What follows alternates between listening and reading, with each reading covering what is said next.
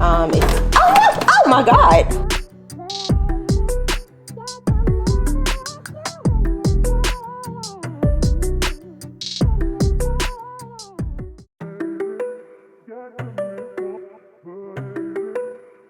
Hey y'all, good morning. Welcome back to Not Quite Homesteading. Today we are in my kitchen, but we are going to step out into the garden for a little bit.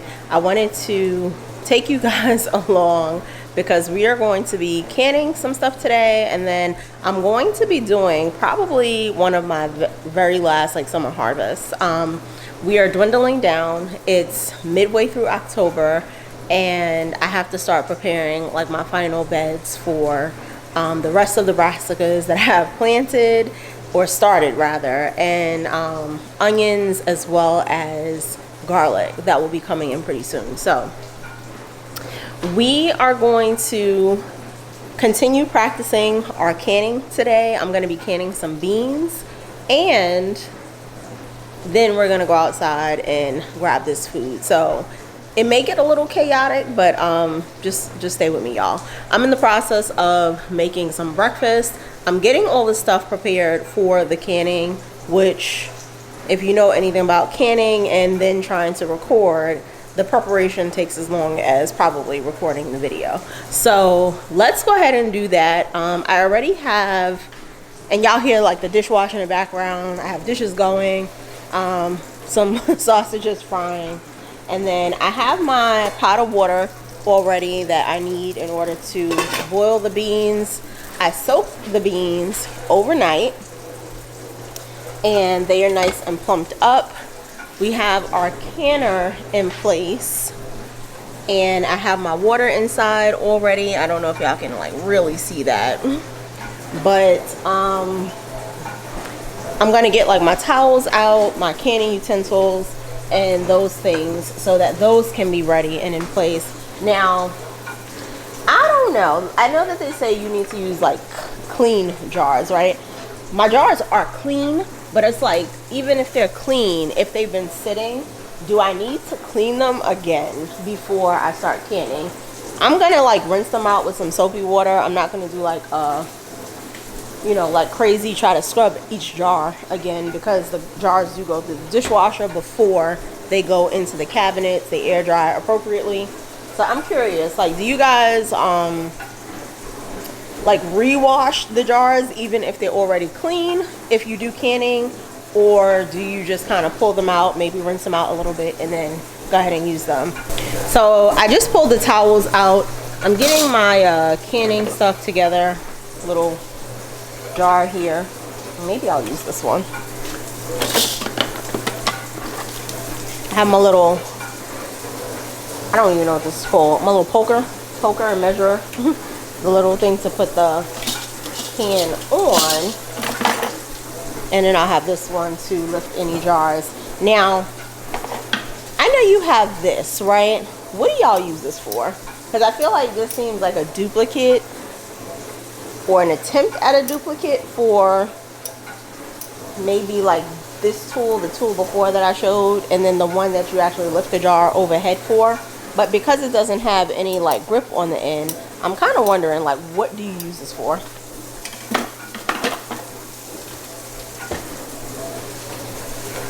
But we have that stuff in place. I'm gonna get my jars set up, and then we'll start the process of boiling the beans and trying to get them ready for processing. So during this part, all I was doing was draining the beans. The recipe does say to drain them. So because of how I had them in the pot, I decided to put them through a sieve just to allow any excess water to drain off. It wasn't that much because of how much beans I had in the pot with the water, and then I cleared the water off the plate and dumped the beans into the pot. And I repeated this process until the pot was full with beans. During this process, I also looked through very carefully and pulled out anything that looked like it was a bad bean, potentially a rock or not a bean, just to make sure I wasn't putting that into the final pot. All right, y'all, so I have, I think, a good amount of beans in the pot. Cowpeas really don't expand a ton, but it also, there are a lot of beans in you know, a small scoop. So I'm thinking that this is way more than 7 pints. 7 pints is what fits in the actual canner. Now I'm questioning, maybe I should do half pints.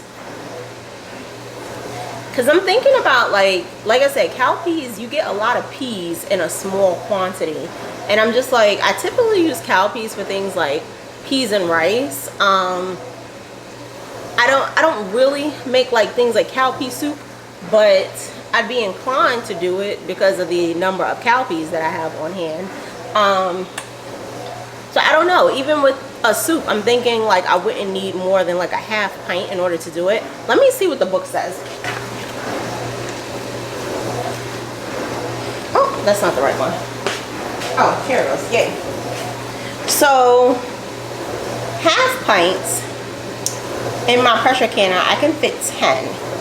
I do think I have more half pint jars right now than I do pint jars that are available. So I think I might actually do half pints. And if I'm being honest, I probably have something like 20 half pint jars of beans in here. And this is only the first batch. Y'all saw that there are still more in the pot. But I think what I might do, and this is sheer, like I'm doing this many because this is sheerly about the amount of cowpeas that I have. It is ridiculous. So I think I might aim to do 20. So that would be 2 batches in the pressure canner. And then whatever is left over, I will actually go ahead and just boil those, like cook them up, and then put them in the freezer to preserve them. And the amount of dry beans that I have left over is still ridiculous, but I'm gonna make a point to really try to use these up.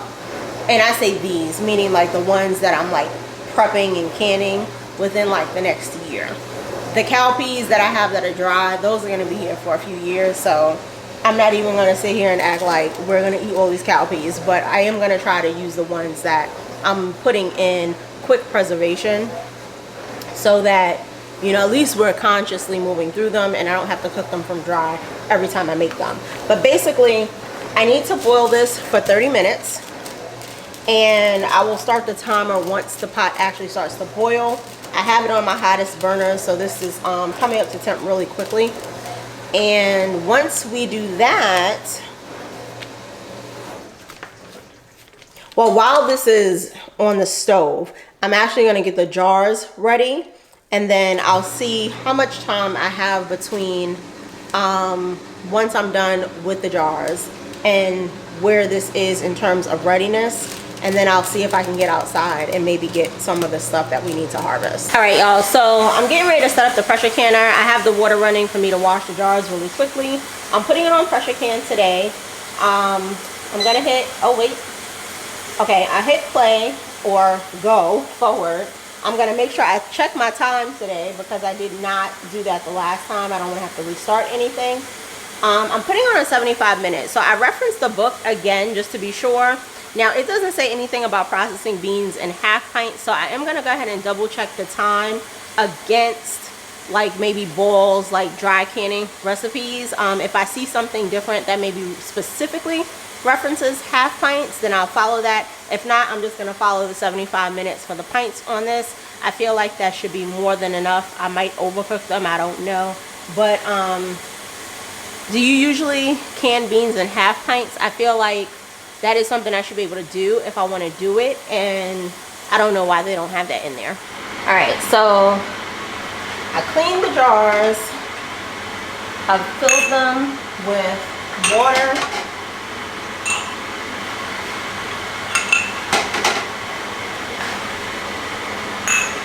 Well, halfway with water. Let's see how that's supposed to work here. Alright, so I'm going to go ahead and put my lid on and get these warming.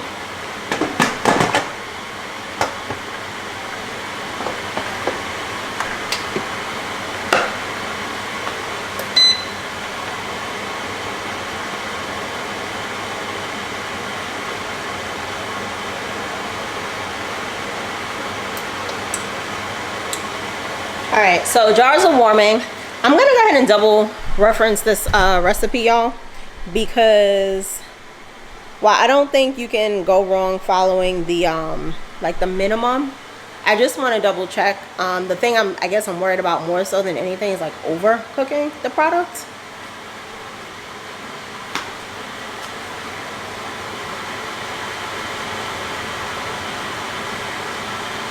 Actually, I'm on the National Center for Home Food Preservation, so I'm gonna double check what they say.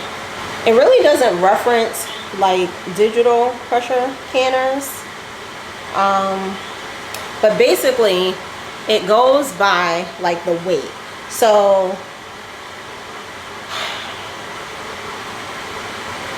it says it for like dial gauge pressure canning, and then weighted gauge pressure canning, and then obviously like your altitude, which I'm between 0 and 1,000 feet, so I don't really worry about like that. Like these are pretty much set for being below 1,000 feet.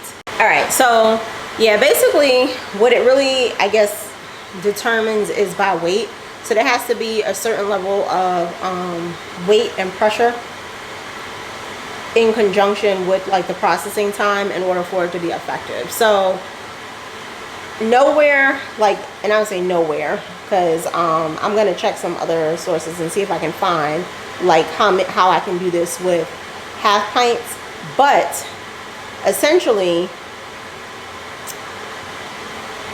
I would imagine that the digital pressure canner uses weight. So I'm gonna attempt to follow this, and then what I may end up having to do is just weigh how much food is in the actual jars. It should meet the weight requirements. I'm pretty sure I have enough beans for that. But basically at my altitude, which is virtually nothing, I'm 24 feet above sea level. And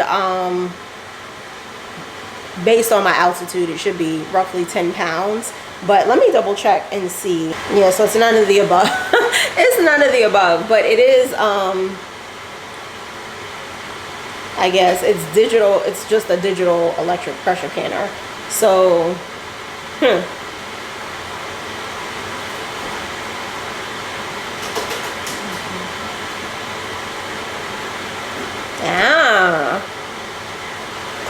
okay, so I don't think I have to worry about that.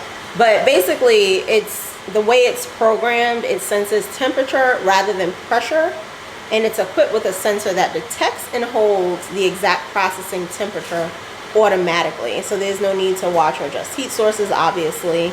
No elevation adjustment is needed when pressure canning. And so it says use standard like research-based recipes from the USDA. So I think I'll be okay.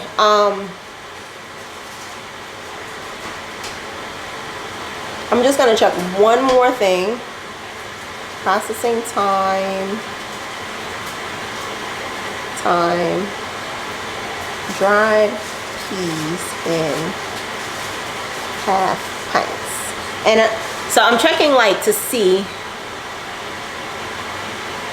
if there is anything that says do not process half pints for dried beans. Yeah, so it really doesn't say, but I'm not seeing anything that references like absolutely do not do this. The only thing I can hope is that like the beans don't get too mushy, and especially because these are like cowpeas, and I know cowpeas are a family of pea, but there's a specific pea that's called a cowpea. There's no other name for it, and it's not a black-eyed pea. But they tend to cook pretty quickly. So I was like, we already had to boil them. We already had to soak them. We already had to boil them. I feel like the boil in and of itself, like the beans are already cooked. But we're just gonna go with it, and we'll do the 75 minutes just to make sure we're safe. And hopefully they're not overcooked, but at least they should be safe. So once the jars were finished warming, I went ahead and removed them from the pressure canner. I started to fill them up with the beans, and it does tell you to use the residual liquid in the recipe. Now I will say for the next time, I would probably go ahead and use fresh boiling water for the sake of how the liquid gels when you use the already cooked liquid. I'm not sure what it is in the bean that creates that gelatin like texture, but when you boil them too long, it actually takes away from the bean broth and gives you this kind of like solidified, almost like jelly liquid. So the next time I would definitely use fresh boiling water. So y'all, tell me, they do tell you to use the cooking liquid for this. I probably put a little too much beans in each one. I'm looking at the liquid and I'm just like, I really think next time I would use just boiling water. I don't know. Like, do you use the liquid from your beans when you can beans, or do you use boiling water is what I would like to know.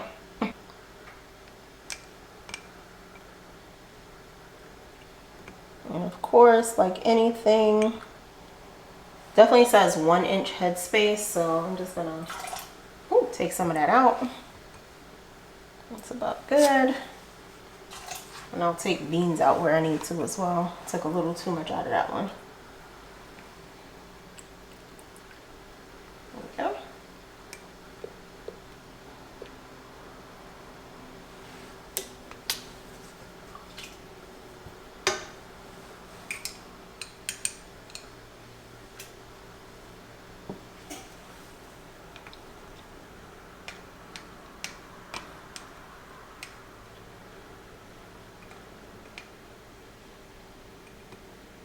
Right, good on that one.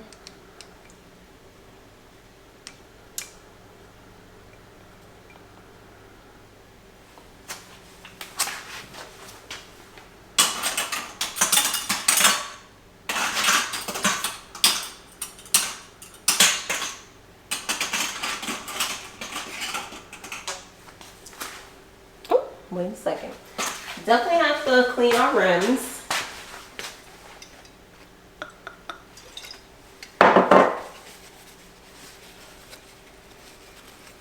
Got bean juice on it. That's not good. All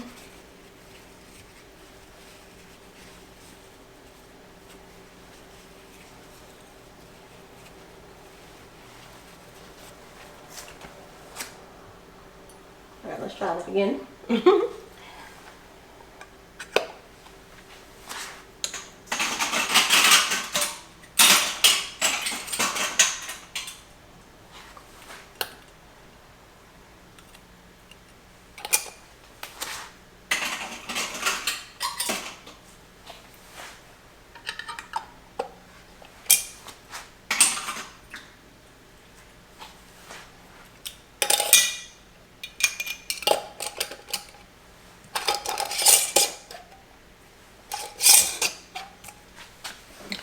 And I'm definitely gonna put my vinegar in this water.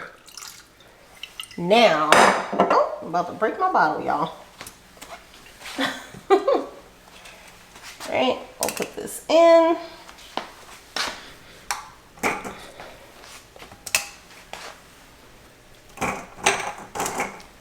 And here, I just finished filling the rest of the bottles, leveling them out with the broth, making sure I had the right headspace, and cleaning off the rims before I sealed and put them into the canner. So I will say, I don't like the idea of using this cooking liquid.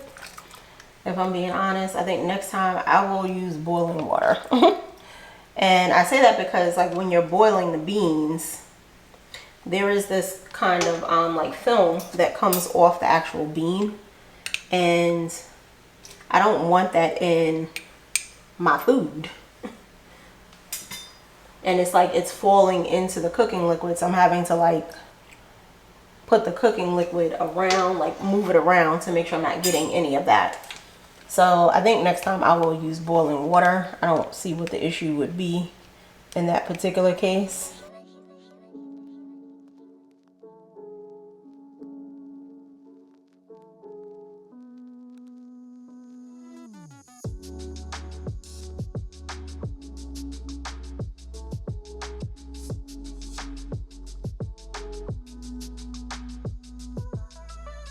Alright y'all, so there's a lot going on in the background.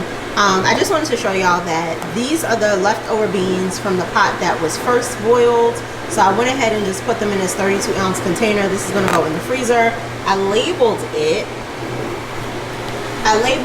for what it was for. So I put either for like stewed peas or soup, so that I know when I go to use it what, like, I'll have an idea, and it'll give me a little bit easier time coming up with a recipe. And then over here I have the second batch of peas boiling, so I have my timer going already on that. Now whether or not I'm going to do another canning of this, I don't know yet. If I do, I might actually have to do these in pints, because I don't think I have enough half pint jars right now. But just wanted to show y'all that this is going. I know there's a lot of noise happening in the background. I have the vent on the microwave and another round of dishes going, but that's where we are. So I'm gonna head outside and start picking some of the things that we need to get off the plants. So the first thing I'm gonna grab is this lemon balm. It's not a lot, but this is like a fresh lemon balm plant that I have put down, and it looks really good right now. So I just want to make sure I get to harvest like some really nice leaves to be able to save for tea making. So I'm gonna harvest from this, and then I'm actually gonna take this and clean it really quickly and get it into the dehydrator. So I just decided that this might be a day where I get all machines, all devices working to be able to preserve things. I've been a little off my game when it comes to preservation. I have some other like pots. You guys can see that like these have definitely been attacked. So we are at a stage where I'm probably gonna have to cut some of these things down. I have a whole bunch of I don't know if these are webworms or spider mites that are making webs in my thyme. And then we have mint, which some of them do look pretty, like they're coming up. I might snip off the top few for some of these, but this does need to be cut back again. Get all the like old growth out, so that we're only harvesting from like the new good looking leaves. But yeah, I'm gonna go ahead and cut this lemon balm, and we'll go ahead and get this started.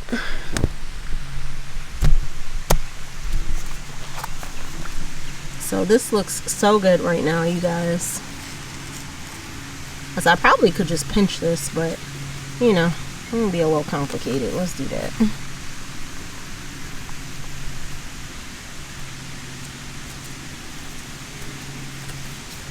I figured this will also help it just kind of like get its bearings and give it a little momentum to go crazy, because it seems like it's been growing pretty slowly, if I'm being honest. So I don't know if that has to do more so with like the weather, or if it's just like cut me so I can spread my wings.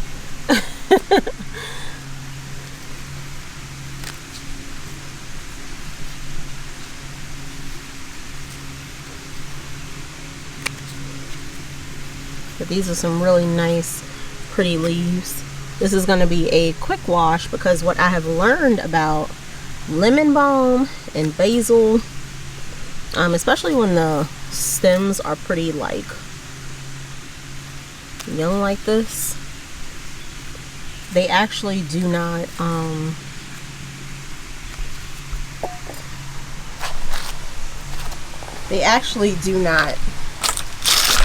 soak well. So you just want to give them really like a quick rinse and keep it moving. Alright y'all, so we have gotten our lemon balm into the dehydrator. I set this for about 20 hours, so I guess we'll see if and when these will be done and how long it's going to take. But that task is out of the way. So let's get to harvesting. So as I said, y'all, this is a very overwhelming process when it is new to you. So I actually did not end up getting to go outside the same day. I ended up letting the first batch finish processing. I took them out to allow them to cool for the 12 to 24 hour period. And then I just finished up with the beans that were already cooked. I froze them, and then we came back and tried again the next day. All right, y'all, it is the next day. So I ended up not even finishing everything that I wanted to finish yesterday, but I did want to show you guys this. So these are the beans that canned and sealed. I had 2 lids that did not seal and failed, so I went ahead and put those in the refrigerator. I will say the thing that I don't like, if you can see closely, I put vinegar in the water this time and it really just kind of ruined my lids. You can see like all these like black spotting things. Now it's supposed to stop water spots, but I did the potatoes, I didn't really have an issue, and my lids came out looking way better than how these look. So I think I'm gonna stay away from adding the vinegar to the water next time. I have the other pot of beans. I actually ended up boiling them yesterday. What I think I'm gonna do is I'm just gonna go ahead and freeze dry. What I'm gonna go ahead and do is just freeze them. They're in the pot, you know, of course, all the bean soot, which looks very unappealing. I'm gonna go ahead and freeze them because, for one, I don't know that I need 20 cans of ready beans, but also, or rather, you know, 18 at this point. But also, we are still working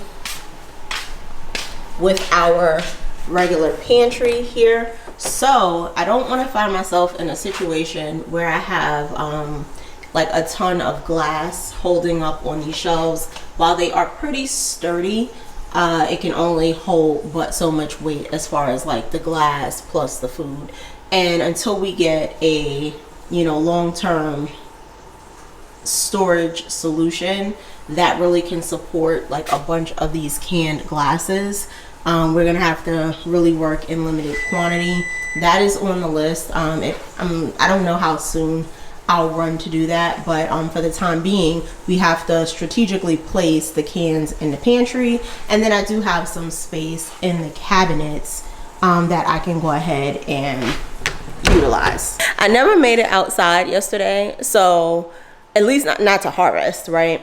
But I am gonna do that today. I have to do it. We're about, I want to say 10 days at this point out, 10 or 11 days out from the end of the month.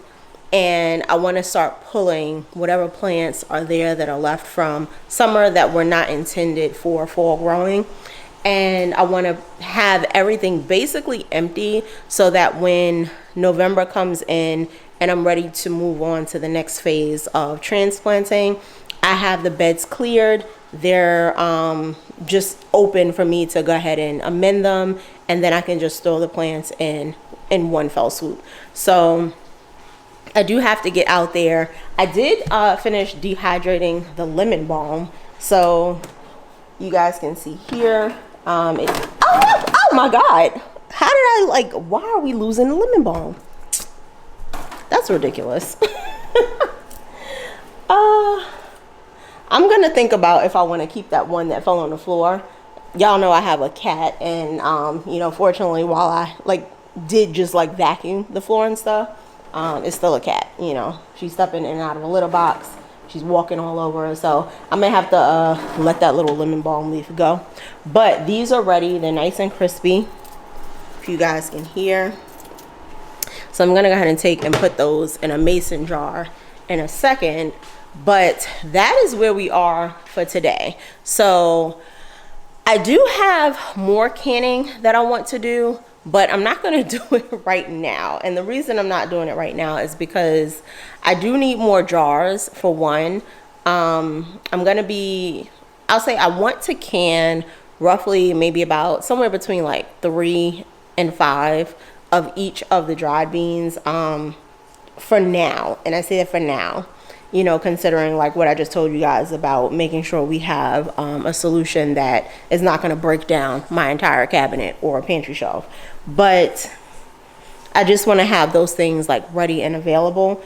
I do need to get more jars. So that is something that is on the list, but we got to take everything one step at a time because this can get a little overwhelming. Remember that I am new to preservation, and I am finding this process to be very taxing, if I'm being honest. You know, and I think that's normal anytime you start something new until you get you understand what you're doing, and then until you find a rhythm that actually works, it can, you know, end up exerting a lot more energy than it probably should in the beginning. So that is where we are for today. I'm gonna go outside in a little bit, and once I'm out there, you know, you guys can see what we're still harvesting. And then I probably will start pulling plants, but I don't know if I'm gonna do that in this particular video. But yeah, I guess, you know, we'll see where the day takes us. So that's where we're at.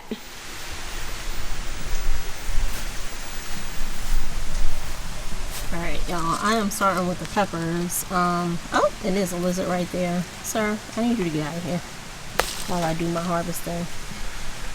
I guess we're over at this point, me pulling off all the leaves, because this is what I do every single time.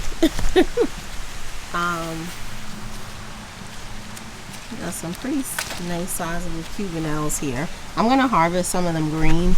I really like these red, but I just don't know if we have enough time to get all of these off like in a red state.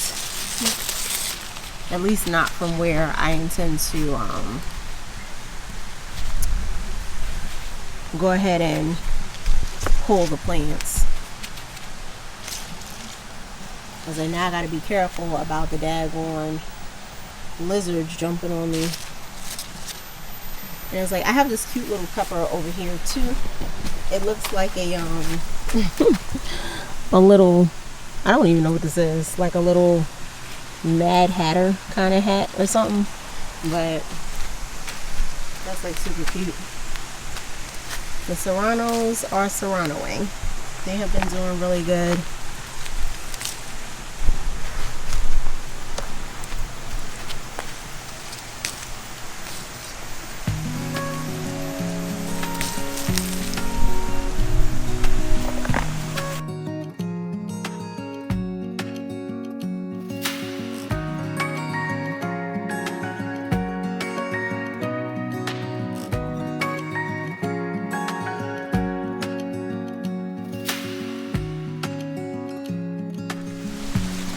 It's pretty warm out here today. We got some really big serranos under here. This is a nice little chunky one.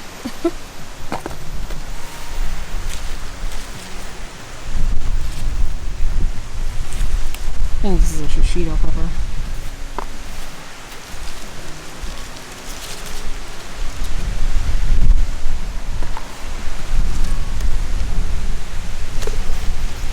I have poblanos here. These are relatively small.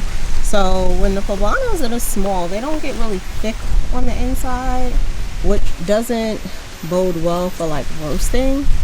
I want to leave them, and maybe I will leave those until I'm ready to pull out the plants in like another week and a half to 2 weeks to see if they get any larger. But that's kind of where I'm at with those. Do have some more pretty okay size white peppers. This lizard, I need him to get out of here while I'm trying to pick peppers. And then on this side we have a ton of red Thai peppers, so I definitely want to go ahead and get these pulled, and I would like to do so without putting you guys in herd poop here. See how this works for me.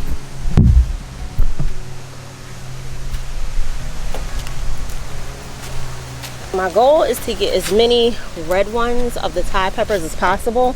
I did harvest quite a few green ones, but of course there's always going to be green ones at the end. So, you know, my goal is to get the red ones. The red Thai curry paste is the thing that I like the most, even though I still do like the green one. But these, I've just been patiently waiting for them to all turn red on the vine. And this is probably the most, and we still have quite a few more, but this is definitely the most that I've harvested red directly off the plants.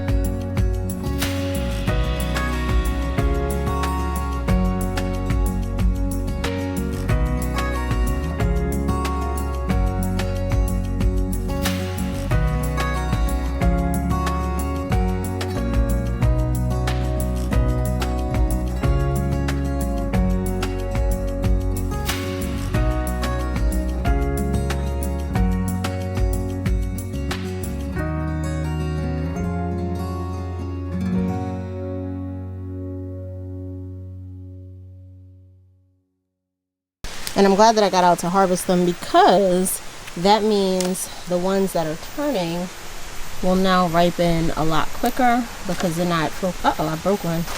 Because they're not focused on holding already ripe fruit.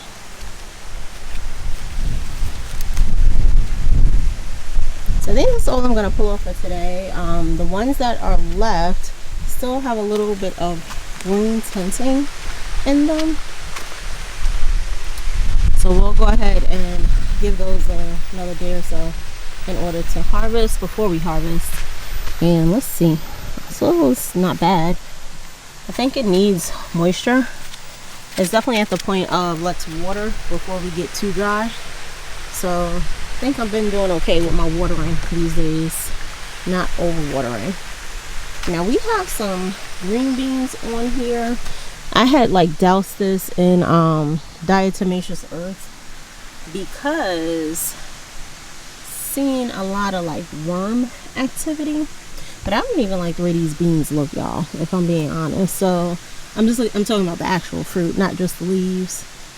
So I think what I might do when I come back to pull out everything, I'm just going to go ahead and pull those out. Y'all can see I had a tomato plant fall over. I have yet to actually stake my tomatoes up to this trellis. We do have tomatoes growing in, which is nice. But this little baby decided it was going to do something different than the rest of the clan. So that's where that one is.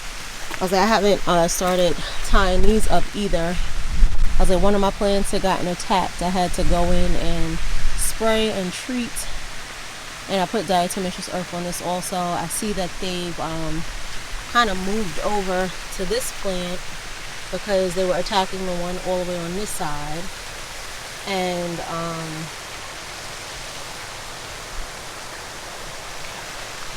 so now I'm going to probably have to take a look. Like the last time I checked, there was like one worm I saw that had gotten away. But it wasn't enough for me to worry about at that particular moment. And then apparently the flies have made a field day and a home inside this little net here. This is like the one thing I don't like about the netting situation. It is protecting. Something has breached it, obviously. And I have to check this little broccoli out. But everything else seems to be doing just fine. So I don't know what that is about. I will take a look at this plant when I open up this netting and try to get these flies out of here this evening. But just to make sure there's nothing on my plants. And I sometimes wonder if it is the lizards that are doing this too. But sometimes they will eat greens if there's nothing else for them to eat. But I don't know where all these flies came from. Ooh. Now look at this little buddy. So I came over here. I don't know if he's alive or what. And if this is the tree it just fell down or what may have you. And if he was in there. But oh goodness. My poor little tree. But he is on the ground now. And he is big. So I'm just wondering if he's like trying to get back to the tree or if he just died. Y'all see that? But yeah, I forgot what these things are called, what type of worm it is. But this is what's kind of circulating the garden now. This is what was attacking the tomato plants. So it's not even like the typical, culprits or anything like that. I have some kohlrabi coming up too. I didn't come out here to give y'all a tour, but I'm just like looking around because it's been a couple of days since I've actually been out here. The kale is starting to put on like good size good size leaves. And then we also have some melons over here that the tendrils have died. They've been out here a little bit since the tendrils have died. This one, I don't even know if it's 100% dead, but it is time to pull these melons because they have been here far too long. When I knocked on them the last time, they didn't sound too hollow.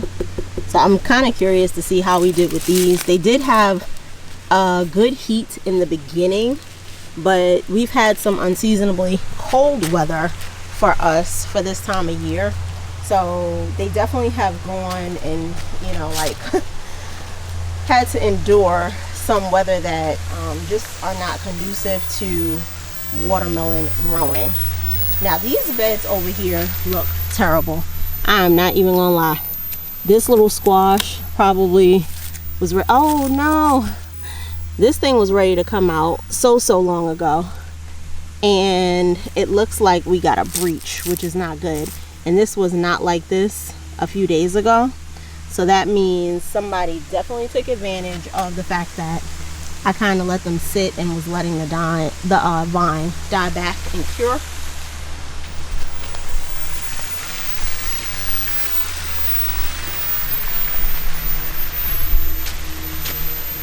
And this one is also far past the point of when it should have been harvested. These actually get really big, but because the plants were just struggling and they were under attack, this is as big as it got. This should grow really to about anywhere from 8 to 10 pounds. I would guess, if I had to guess, this is probably about a pound of fruit. Yeah, and this is just kind of where it is. So I'm going to sit this over here. I lost my kabocha squash because something started eating through the flesh. Oh, we don't want that to fall. And that is sad because that particular squash is absolutely delicious, and it is definitely the one I was looking forward to. So the fact that I let this plant grow, we could have had this squash, and I just let it sit a few days too long, it's my fault that something got into it. So I'm gonna go ahead and remove this out the bed because this is looking pretty icky. Ew. Oh, I see a worm in there. That's not good. Yeah, so I guess he had plenty of time to just kind of munch until the skin finally gave. But I have a garbage bag out here, so I'm gonna go ahead and put this in the garbage, and then he can have a field day in the trash because that'll be his last hurrah. I do have some radishes over here that I absolutely need to harvest, but I don't want to harvest them right now. I'll probably actually come out and do this tomorrow, simply because when I harvest my radishes, I like to take the tops off immediately because they usually are attacked by bugs. You guys can see like the holes and the damage, and I don't want that going into my refrigerator. So I'm going to attempt to make some pickled radishes. There's a recipe in like the canning cookbook that I got that I want to try, and I might do it just as like refrigerator radishes, but they have some pretty good recipes in there, so I figure that'll be one way to start using those. But yeah, I think that's everything we're harvesting from the garden right now. So all these plants, they do have to get pulled up. I'm going to come back and get the watermelons. I want to actually wash the watermelons and the squash before I take them inside. So that is everything. Not a lot, just a good amount of Thai red peppers, and I'm really happy about that. So after I was done with the harvest, I went back inside and started labeling the bean jars. I went ahead and marked what they were along with the date, and then I put them up in the pantry.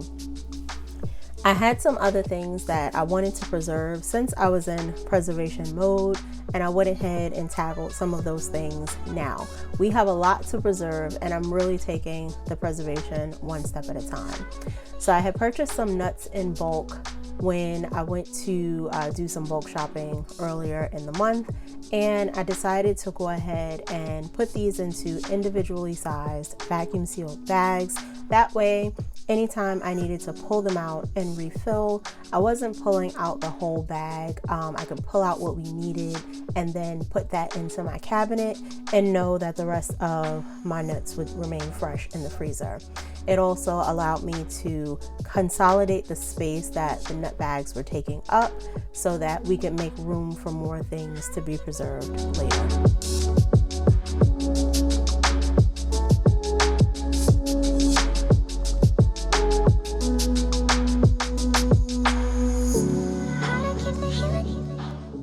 After I was done with the almonds, I went ahead and did the same thing with the walnuts.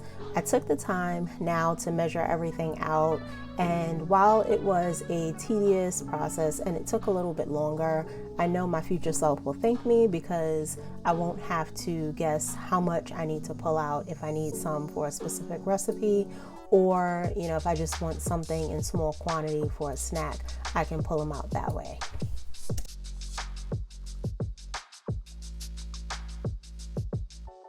Once that task was done, I moved on to shredding up some of my cheeses that I purchased from Costco and from Azure Standard in bulk. I wanted to make sure that I got those preserved and broken down into usable sizes, as well as to put away anything that I didn't think we would be using in the next few weeks. I wanted to make sure that we preserve those as long as possible, that we keep the cheese as fresh as possible, and that they're ready for whatever we need them for when it's time to cook.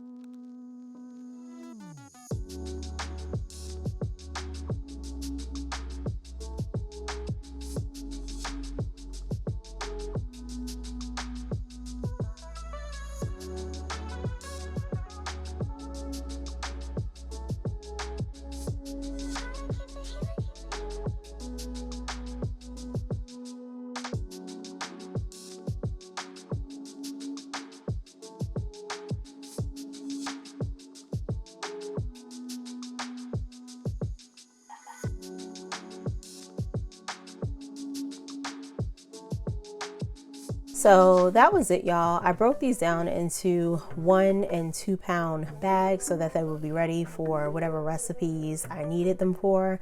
And this was everything that we did pretty much in a nutshell. This was all the cheese that we got vacuum sealed, all the nuts and the beans that we canned this day. I thank you guys for coming along on this adventure, and I appreciate you as always for being here. Don't forget to check the affiliate links in the description box below. Let's keep learning, sewing, and growing together, friends. Until our next garden update. Bye.